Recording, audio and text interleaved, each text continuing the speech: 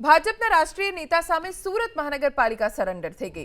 કતારગામ ઝોનના સિંગણપોર વિસ્તારમાં મનપાની ટીમે પહેલા તો ઉત્સાહભેર જઈને એક ગેરકાયદે પતરાનું બાંધકામ તોડી નાખ્યું, સામાન ગાડીમાં ભરીને જપ્ત કર્યો, પરંતુ એવો રાજકીય ખેલ ખેલાયો કે માત્ર 1 કલાક અને 51 મિનિટની અંદર એ જ સરકારી ગાડી જપ્ત કરેલો સામાન એ જ જગ્યાએ પાછો મૂકી ગઈ। मनपाए जे फ्लेटमांथी पतरानुं बांधकाम तोड्युं ए फ्लेट भाजपना राष्ट्रीय किसान मोर्चाना महामंत्री बाबू जेबलियानो होवानुं सामे आव्युं छे।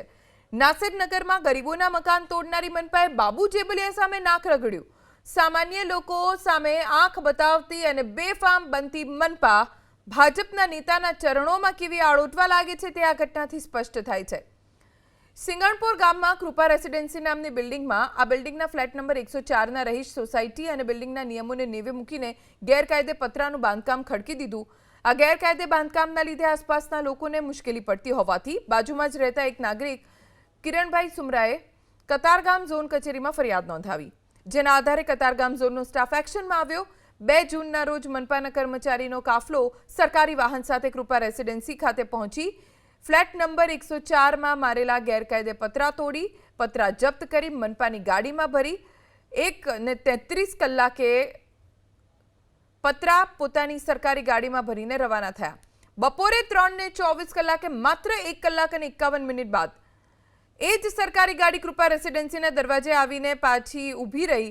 गाड़ीमांथी उतारेला कर्मचारीओ जे पतरा जप्त कर्या हता ए ज पतरा पाछा लावीने ज्यांथी उपाड्या हता ત્યાં જ ગોઠવી દીધા। એમ કહે છે કે તમને શાંતિથી રહેવા નહીં દઉં, હજી તો આની ઉપર સ્લેબ ભરીશ, પુઠ્ઠા લગાવી જાય એ કૃષ્ણા પટેલ કરીને છે ને તે કહે છે કે તમને લોકોને રહેવા નહીં દઉં શાંતિથી।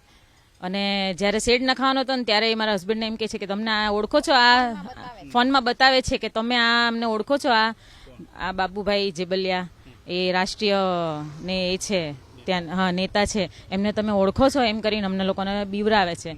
એટલે બીવરાવાની જ વાત થઈ ને આ તો કે એટલે તમે અમને બધું કરવા દેવ બિનકાયદેસર। કૃષ્ણાબેન કરીને છે એ અમને ધમકી આપે છે અને ફ્લેટ અમે બોર્ડ ઉપર જ નામ જોયું તો એ કોઈ બાબુભાઈનું છે, અમે તો ઓળખતા બી નથી બાબુભાઈ કોણ છે, અને એ કૃષ્ણાબેન કરીને રહી છે। કેટલું જીવવાનું દુશ્વાર થઈ ગયું તમારું? અરે અમને ખાવા નથી, આજે કેટલા દિવસથી અમને લોકોને ચિંતામાં નાખી દીધા છે અને અમને શાંતિથી રહેવા નથી દેતા। કપડાં નાખી જાય, આ શેડ થઈ ગયો, બધું અમે તોડાયું, બધું કરાયું, પાછું આવીને એસએમસી વાળા મૂકી બી ગયા અને હાથે કરીને ત્યાં કપડાં નાખી જાય ને એવું બધું કરે। बाबूभाई जेबलियाना गैरकायदे बांधकामनी फरियाद करनारने ज मनपाए नोटिस आपी। घरनी बारी गैरकायदे होवानी फरियादी उषाबेनने नोटिस फटकारी छे। फरियादीना घरનું गैरकायदे बांधकाम दूर केम न करવું તેવી નોટિસ આપી સુરત મનપાના કાર્યપાલક ઇજનેર કેએલ વસાવાએ નોટિસ ફટકારી છે। નોટિસ આપનાર કેએલ વસાવા નાસિરનગર ડિમોલિશન કાંડના તપાસ કમિટીના સભ્ય છે। ભાજપ નેતા બાબુ જેબલિયાને બાંધકામને લઈને જે પ્રમાણે વિવાદ સર્જાયો છે ત્યારે ફરિયાદીએ ફરિયાદ કરી હતી ગેરકાયદેસર બાંધકામની, ઉલટા ચોર કોટવાલ કો દાટે જેવું સુરત મહાનગરપાલિકાની કરતૂત સામે આવી છે। આ મહિલા તમે જોઈ શકો છો જેમણે બાબુ જેબલિયાનો જે ભાડુઆત છે તેમને જે રીતે અત્યારે હાલ ગેરકાયદેસર બાંધકામ કર્યું હતું એ દૂર કરવા જ્યારે ફરિયાદ કરી હતી ત્યારે સુરત મહાનગરપાલિકાના જે કાર્યપાલક ઇજનેર છે એ કતારગામ નોર્થ ઝોન, આ દ્રશ્ય જોઈ શકો છો, સુરત મહાનગરપાલિકા કતારગામ નોર્થ ઝોન છે જે ફરિયાદી છે એ ફરિયાદી એને કેએલ વસાવા જે કાર્યપાલક ઇજનેર છે એ લખાવે છે જે રીતે Singanpor final plot number 15 Palav park જે એમની મિલકત છે, જે ફરિયાદી છે સોસાયટી, એમને જે મિલકતમાં કરવામાં આવેલ જે બિનઅધિકૃત એટલે કે એમની બારી ઘરની બારી ખુલતી નથી બહાર, એટલે એમના ઘરની બારી બિનઅધિકૃત છે એવી રીતે ફરિયાદ। બેન, આ ઉલટા ચોર કોટવાલ કો દાટે શું કહ્યું તમને કેએલ વસાવા? હામી નોટિસ આવી છે કે તમારી દિવાલમાં જે તમારી બારી છે એ બંધ કરી દો। હવે અમારે તો બહારની સાઈડ ખુલતી નથી બારી કે અમે કોઈ પાછળ ફ્લેટ વાળાને કોઈ એક હેરાનગતિ નથી, તો પણ અમને હામી નોટિસ આવી છે। અરજદારને નોટિસ કેમ આપી શકે એમ? અમારી તો બારી અમારી દિવાલે જ છે, હવે 15 ફૂટ બહાર આવ્યા છે એની અરજી અમે આપી હતી, પણ હવે અમને આવી હામી નોટિસ આપે છે। કોના જોડે થઈ રહ્યું છે? કોનો ફ્લેટ છે? આ નામ શું છે? ફ્લેટમાં બાબુભાઈ જેબલિયાનું નામ છે અને કૃષ્ણાબેન ભાડુત છે। 10-15 વર્ષથી એ બેન રહી છે એકલા અહીંયા, અને અમને એવું કહે છે કે હવે અમારી અરજી કરી છે તો અમે તમને શાંતિથી રહેવા નહીં દો। એવું કહે છે. સુરત મહાનગરપાલિકા વાળાએ તમે ફરિયાદ કરીને તમને આરોપી બનાવ્યા? હા, અમારી ઉપર નોટિસ આવી છે કે તમારી ઉપર નીચેની બેવ બારી બંધ કરી દો. નીચેનું તો પેક આ ઇલીગલ દુકાન છે એના કારણે હતું જ, હવે ઉપરનું પેક કરવાનું કહે છે માર્જિંગની જગ્યા ઉપર. કોના જોરે આ રીતે સુરત મહાનગરપાલિકા કરી રહી છે? હવે એ લોકોને શું ખબર ઉપરથી કોનું પ્રેશર આવતું હોય, દબાણ આવતું હોય, તો 1.5 કલાકમાં પતરા પાછા નાખી ગયા અને ફ્રેક્ચર આખું બનાવી આપ્યું એને. બસ. કોનું ઘર છે આ? બાબુભાઈ જેબલિયા.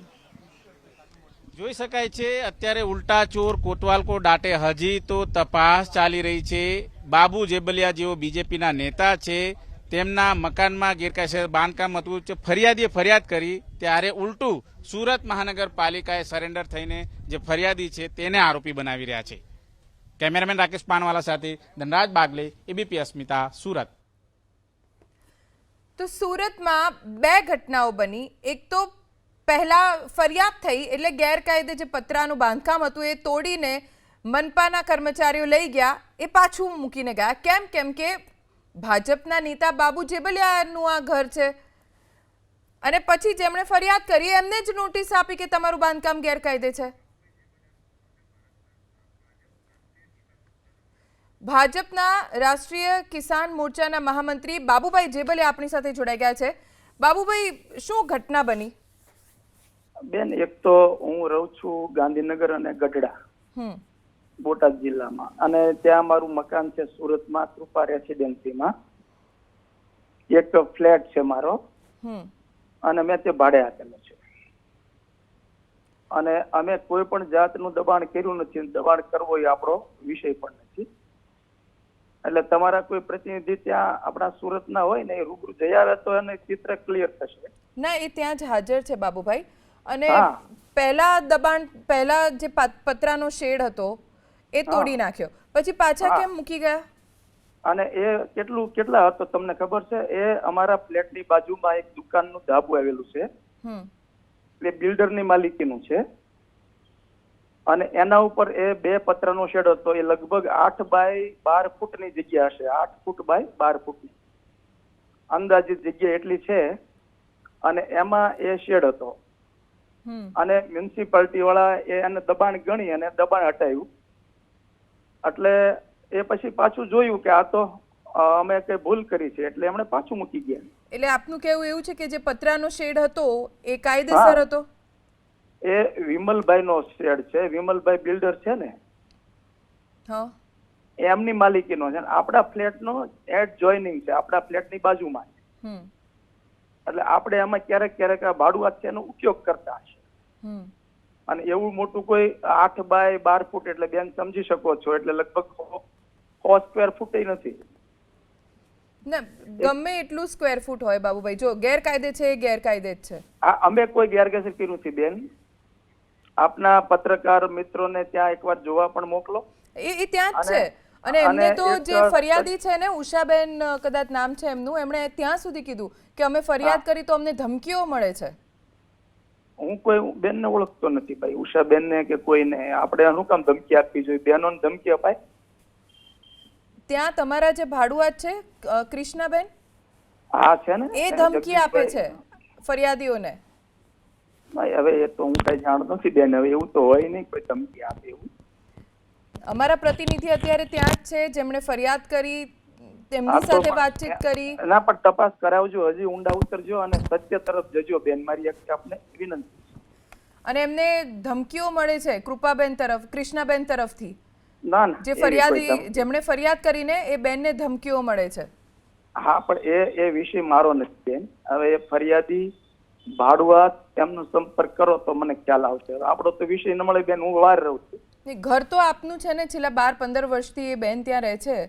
એમ નથી બેન, તમે અત્યારે સ્ટુડિયોમાં છો અને તમને ધમકી આપે તો સ્ટુડિયો માલિકની જવાબદારી છે?